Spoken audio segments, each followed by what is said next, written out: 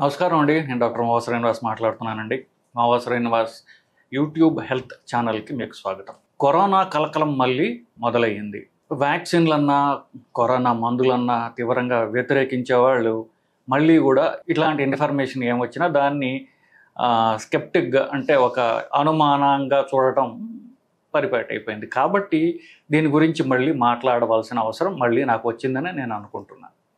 ఇకపోతే కరోనా కలకలం ప్రతి సంవత్సరం ఉంటూనే ఉంటుంది, దీనిలో అనుమానం లేదు. ఎప్పుడైతే కరోనా వైరస్ ఏదైతే ఉందో అది మనుషులకి జంప్ చేసి మనుషులు ఇన్ఫెక్ట్ చేయడం మొదలుపెట్టిందో, ఎప్పుడైతే మనిషి రక్తం రుచి చూసిందో అది ఇక మనుషుల్ని వదిలే ప్రసక్తే లేదు. కాకపోతే అది అంతకు ముందంత ప్రాణాంతకంగా ఉంటుందా అనేటటువంటిది ప్రస్తుత అంశం ఇవాళ వీడియోలో. మీకు తెలుస్తుంది ఇప్పుడు అది. సో ఇది మొదలైంది అండి ఎక్కడ? సింగపూర్లో, హాంకాంగ్లో, థాయిలాండ్లో ఇది మొదలైంది. సో ఇప్పుడు ఎందుకు మొదలైంది అంటే అక్కడ వర్షాలు మొదలయ్యాయి కాబట్టి. సో ఎప్పుడైతే వర్షాలు మొదలవుతాయో అప్పుడు జలుబులు, సర్దీలు అందరికీ మొదలవుతాయి. టెంపరేచర్ తగ్గంగానే, ఎప్పుడైతే ఎండలు తగ్గడం మొదలుపెట్టిన వెంటనే ఆ టెంపరేచర్ తగ్గడంతో యాక్టివేట్ అయ్యేటటువంటి కొన్ని వైరస్లు ఉంటాయి.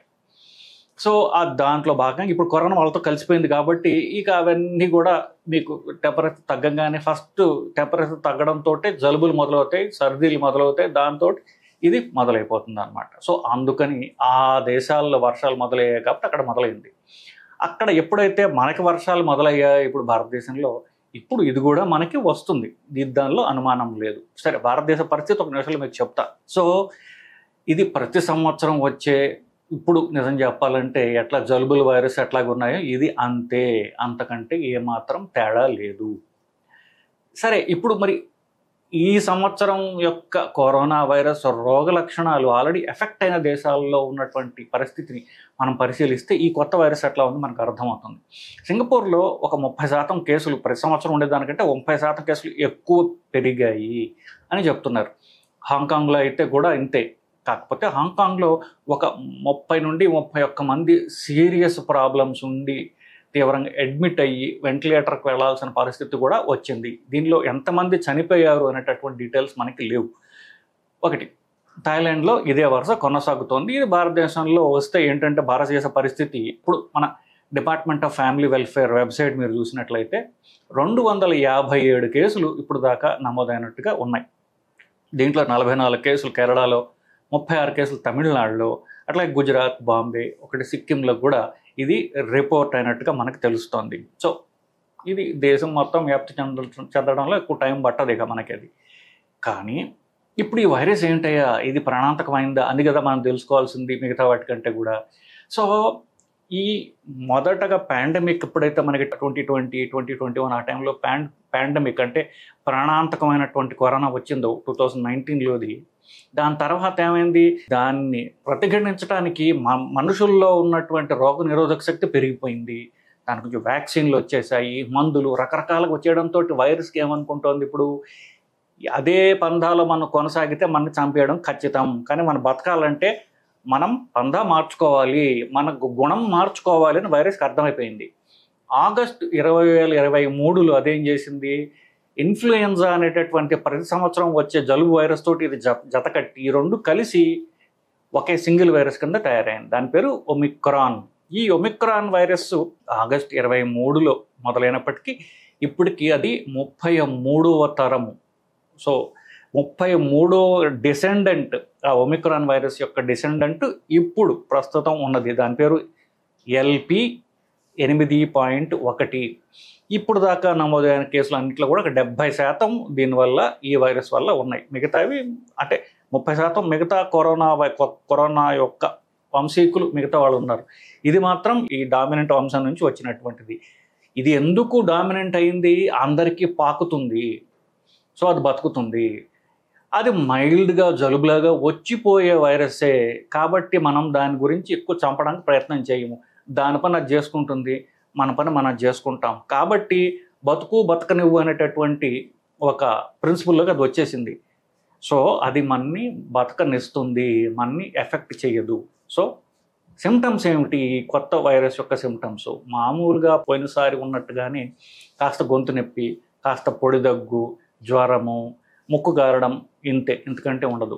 మనకి సీరియస్ వైరస్ లాగా వాసన తెలియకపోవడం, రుచి తెలియకపోవడం ఏం దీంతో ఉండవు. తేలికపాటి జలుబు అట్లా జ్వరంతో అది పోతుంది. కొంతమందిలో విరోచనాలు వచ్చే అవకాశాలు ఉంటాయి. సో ప్రధానంగా ఎక్కువ మందిలో ఇలాంటి సిమ్టమ్స్ తోటి అది వెళ్ళిపోతుంది, ఒక ప్రాబ్లం లేదు.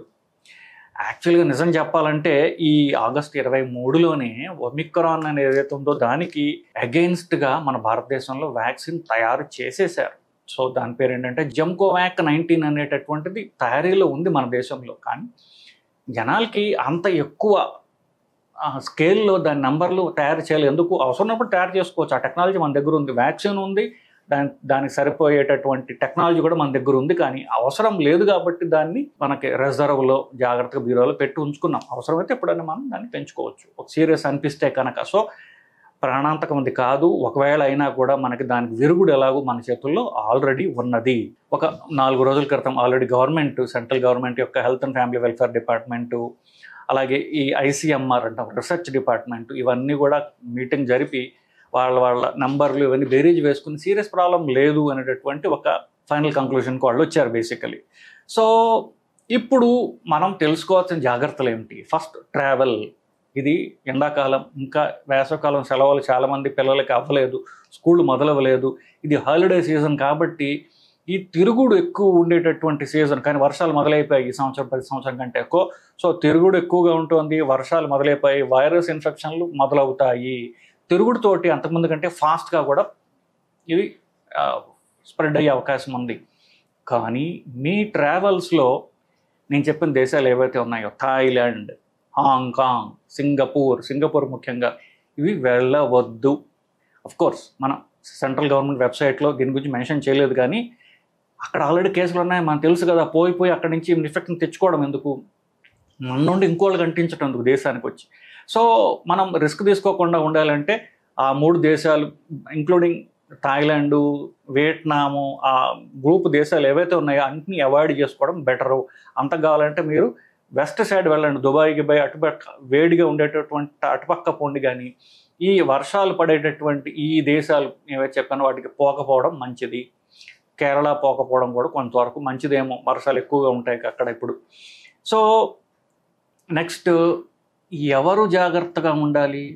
ఇప్పుడు నేను చెప్పింది చాలా మైల్డ్ అని చెప్పాను కదా. ఇది 85-90% మందికి ఇది వర్తిస్తుంది. కానీ 80 వయస్సు కంటే ఎక్కువ ఉన్నవాళ్ళు, పెద్దవాళ్ళు, ఇమ్యూనిటీ ఆల్రెడీ వీక్గా ఉన్నవాళ్ళు, ఏదైనా ఆర్గాన్ ట్రాన్స్ప్లాంట్ చేయించుకుని స్టెరాయిడ్ తీసుకునేవాళ్ళు, ఊపిరితిత్తులు వీక్గా ఉన్నవాళ్ళు, అంతకుముందు టీబీ వచ్చి ఊపిరితిత్తులు దెబ్బతిన్నవాళ్ళు, ఇలాంటి గర్భవతులు, ఇలాంటి గ్రూప్ ఉన్నవాళ్ళు మాత్రం వాళ్ళ ప్రొటెక్షన్ తీసుకోవడం అవసరం, ప్రతి సంవత్సరం లాగానే. సో ఏం ప్రొటెక్షన్ తీసుకోవాలి?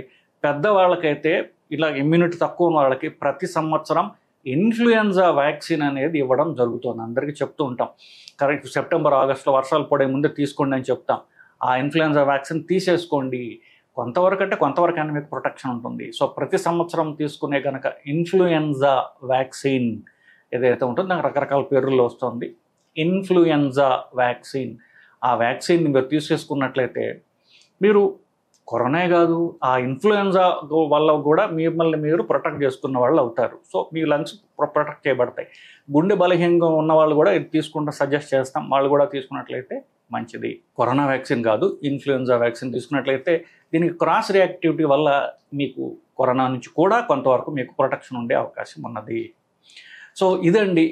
మీరు ఇకపోతే అందరూ చివరికి అడుగుతారు, నా ఇమ్యూనిటీ గట్టిపడాలంటే ఏమేమి చేయాలండి అని. మీ శరీర దారుఢ్యము, రోగ నిరోధక శక్తి పెరగాలి అంటే మీరు చేయాల్సినటువంటి పనులు, తీసుకోవాల్సిన జాగ్రత్తలు ఏంటంటే, ఫస్ట్ జబ్బు రాకుండా మేము మాస్క్ వేసుకోండి, చేతులు శుభ్రంగా కడుక్కోండి, ఇంటికి రాగానే చేతులు కడుక్కుంటూ ఉండండి, ఇది ఒకటి చేయండి. తర్వాత తీసుకోగలిగితే వ్యాక్సిన్ తీసుకోండి. ప్రాణాయామం అంటే ఊపిరితిత్తులకి ఎక్సర్సైజ్, ప్రాణాయామం దాకా చేయండి. రన్నింగ్ అయితే ఇంకా మంచిది, రన్నింగ్, జాగింగ్ ఇవి ఎక్కువ చేయండి. వైటల్ కెపాసిటీ, మీ ఊపిరితిత్తుల యొక్క కెపాసిటీ ఏదైతే ఉందో అది పెంచుకోండి. లంగ్స్ యొక్క బలాన్ని మీరు పెంచుకోండి. రోగ నిరోధక శక్తికి కూడా ఇది పనికొస్తుంది. వైటమిన్ సి, వైటమిన్ డి అనేటటువంటివి మీకు 2-3 నెలల పాటు మీరు తీసుకోండి. వైటమిన్ డి పెరిగితే ఇమ్యూనిటీ పెరిగే అవకాశం ఉన్నది. ట్రావెల్ నేను చెప్పిన దానికి అవాయిడ్ చేయండి. ఈ మాత్రం చేసినట్లయితే మామూలు వాళ్ళు, వల్నరబుల్ పాపులేషన్ ఎవరైతే జాగ్రత్తగా ఉండాలో వాళ్ళందరూ కూడా మిమ్మల్ని ఈ వైరస్ బారి నుండి మిమ్మల్ని మీరు కాపాడుకోగలరు. భయపడాల్సిన అవసరం లేదు. ఇది సీరియస్ ప్రాబ్లం కాదు. నమస్కారం.